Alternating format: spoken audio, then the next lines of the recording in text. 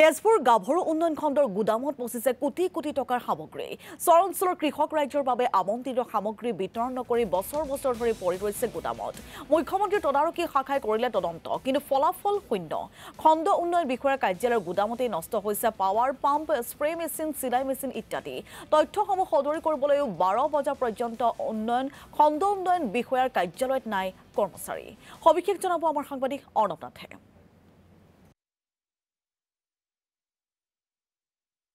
হয়, চৰকাৰে আঁচনি গ্ৰহণ কৰিছে, কিন্তু সেই আঁচনিৰ পৰা কিমান জনসাধাৰণ উপকৃত হৈছে? বিভিন্ন সময়ত বিভিন্ন আঁচনি গ্ৰহণ কৰি আহিছে, কিন্তু জনসাধাৰণৰ ওচৰলৈ সেইসমূহ আঁচনিয়ে ঢুকি নাপায়গৈ। আমি দেখুৱাব বিচাৰিছোঁ তেজপুৰৰ যি গাভৰু উন্নয়ন খণ্ডত বিগত বছৰ বছৰ ধৰি চৰ অঞ্চলৰ বাবে আবণ্টিত বিভিন্ন সামগ্ৰী ইয়াৰ গুদামত পচি গৈছেগৈ। আমি দেখুৱাব বিচাৰিছোঁ এয়া চৰ অঞ্চলৰ বাবে আবণ্টন দিয়া হৈছিলে। আজি প্ৰায় 8-10 বছৰ ধৰি এনেধৰণে ইয়াতে এইসমূহ সামগ্ৰী পৰি ৰৈছেগৈ। আমি এইখিনিতে উল্লেখ কৰিব বিচাৰিছোঁ যে বিগত সময়ছোৱাত আচলতে চৰ অঞ্চলৰ এই যিসমূহ সামগ্ৰী দিয়া হৈছিলে, বিশেষভাৱে দিয়া হৈছিলে ইয়াতে পাম্প ছেট, বিশেষভাৱে কৃষক ৰাইজৰ বাবে পাম্প ছেট দিয়া হৈছিলে। পাম্প ছেটৰ লগতে দিয়া হৈছিলে সোলাৰ মিল বা power pump, VST Shakti power pump, Singer sewing machine, hand spray machine, hand pump, solar home light, sewing machine ইত্যাদি বিভিন্ন সামগ্ৰী দিয়া হৈছিলে। প্ৰায় লাখ লাখ টকাৰ সামগ্ৰী এনেধৰণে এতিয়া বছৰৰ পিছত বছৰ ধৰি গুদামত পৰি ৰৈছেগৈ। আমি দেখুৱাইছোঁ এইখিনি সামগ্ৰী। এইখিনি হৈছে যি ছেট, আচলতে পানী তুলিবৰ কাৰণে জলসিঞ্চন ব্যৱস্থাৰ বাবে কৃষক ৰাইজক সকাহ হোৱাকৈ এইসমূহ পাম্প ছেট দিয়া হৈছিলে, যে শক্তি পাৱাৰ পাম্প ছেট। ইয়াৰে এই 10টা পাম্প ছেট এনেধৰণে পৰি ৰৈছিলে, আৰু চুইং মেচিন দিয়া হৈছিলে 40টা।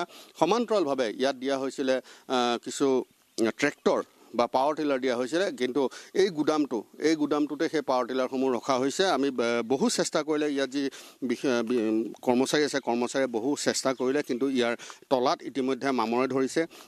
বছৰ ধৰি যিহেতু এইসমূহ এনেধৰণে পৰি ৰৈছেগৈ, গতিকে ইয়াৰ কোনো সদব্যৱহাৰ নহ'ল, আৰু নোহোৱাৰ পৰিণতিতে আজি এই গুদামটো ইতিমধ্যে খুলিব নোৱাৰিলে।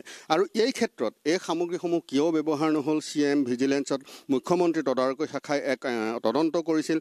সেই তদন্তৰ পিছতো সেই সামগ্ৰীখিনি এনেধৰণে পৰি হ'ল। মুখ্যমন্ত্ৰী তদাৰক শাখাই কি তদন্ত কৰিলে বা তদন্তৰ পিছত কি হ'ল তাৰো কোনো উত্তৰ নাই, আৰু এই সামগ্ৰীসমূহ আজিলৈকে বিতৰণ নহ'ল। আচলতে যিগৰাকীয়ে এই বস্তুখিনি চোৱা চিতা কৰে বা যিজন ব্যক্তি আছে, তেখেতৰ পৰা আমি জানিব বিচাৰিম যে এই গুদামত এনেধৰণে আজি বছৰ ধৰি পৰি আছে বস্তুবিলাক। ইয়াত কি বস্তু আছে?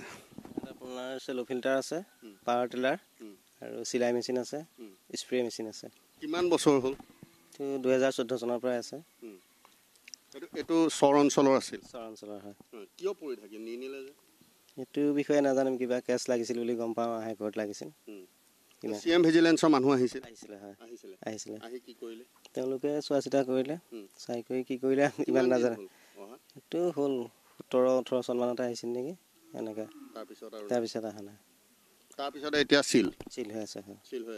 তলা খুলিব নোৱাৰিলোঁ। কিয় বা? সেই তলাখিনি জাম হৈ গ'ল, আৰু ইমান দিন নোখোলাৰ কাৰণে মামৰে ধৰিলে। আৰু ইতিমধ্যে এটা কথা ক'ব লাগিব যে যদিও মুখ্যমন্ত্ৰী তদাৰকী শাখাত দিয়া হৈছিল, মুখ্যমন্ত্ৰী তদাৰকী শাখাই সামগ্ৰীসমূহ কিন্তু ইয়াত যিসমূহ ৰখা হৈছিল সেইসমূহ তন্নকৈ পৰীক্ষা কৰিলে, ইয়াৰ গুদামত থকা সামগ্ৰীসমূহ পৰীক্ষা কৰিলে, কিন্তু ইয়াৰ কোনো ধৰণৰ এতিয়ালৈকে ইয়াৰ একো সুদুত্তৰ নাপালে বা এই সামগ্ৰীসমূহ এনেধৰণে পৰি ৰ'ল। এইটো মাত্ৰ এটা গুদামৰ এটা কোঠালি।